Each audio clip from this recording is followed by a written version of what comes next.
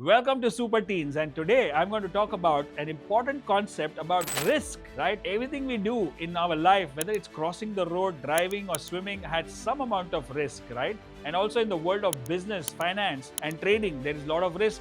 So, how do you measure the risk? How do you control the risk? And how do you increase your reward? That's this video all about, and I'll see you on the other side of this video. Enjoy this concept.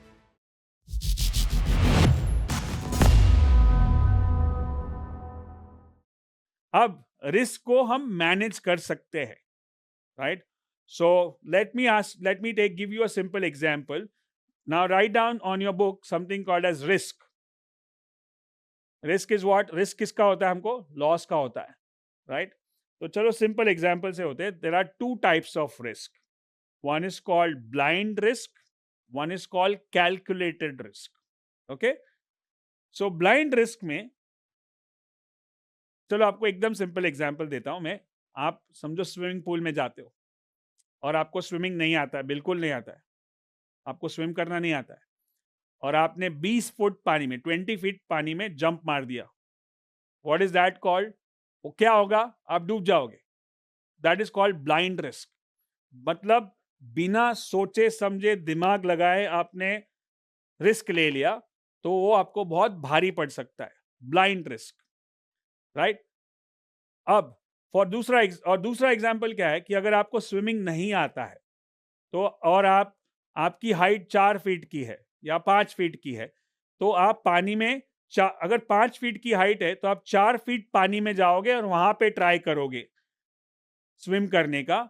और अगर swim नहीं हुआ आपसे, तो भी आप पैर नीचे रखोगे तो खड़े हो जाओगे, क्योंकि आपकी हाइट 5 फीट है, पानी का 4 फीट है, तो आप डूबोगे नहीं. तो ये जो आपने अभी किया, ये आपने सोच समझ के कैलकुलेटेड रिस्क लिया. कैलकुलेट किया कि पानी का हाइट 4 फीट, मेरा हाइट 5 फीट, मतलब रिस्क नहीं है, तो मैं पानी में जा सकता हूं. Does make sense? Calculated risk, yes और नो?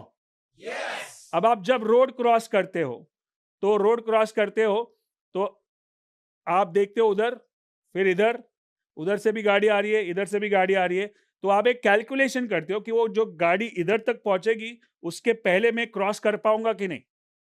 अगर आपको लगता है कि वो बहुत फास्ट आ रहा है और मैं क्रॉस नहीं कर पाऊंगा, तो आप रुक जाते हो. आपको लगता है वो स्लो है, बहुत दूर है, और यहां से तो कोई आ ही नहीं रहा है, तो मैं रोड क्रॉस कर लेता हूं. तो आपने एक्चुअली वो कैलकुलेटेड रिस्क लिया.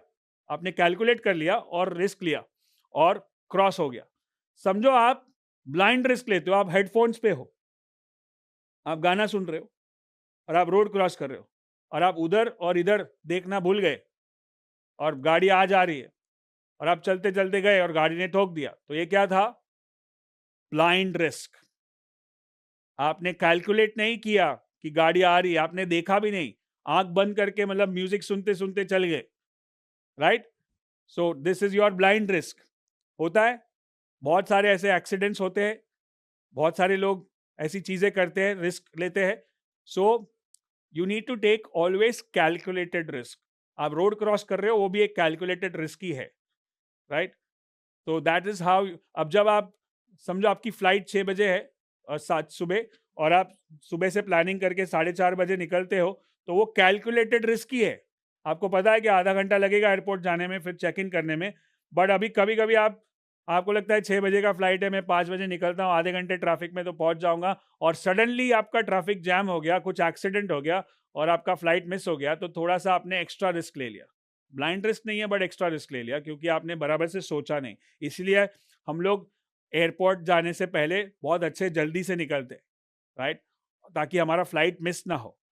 I hope you learned a lot from this short video, and of course we are going to talk a lot about investment, trading, finance, money, learning, saving, and all that in the Yuva Gurukul Bootcamp, which is happening very soon. So make sure you go and check out more details about Yuva Gurukul Bootcamp. 2-day program followed by 5-day follow-up sessions. Go and register right now for Yuva Gurukul Bootcamp, and I'll see you in the next video.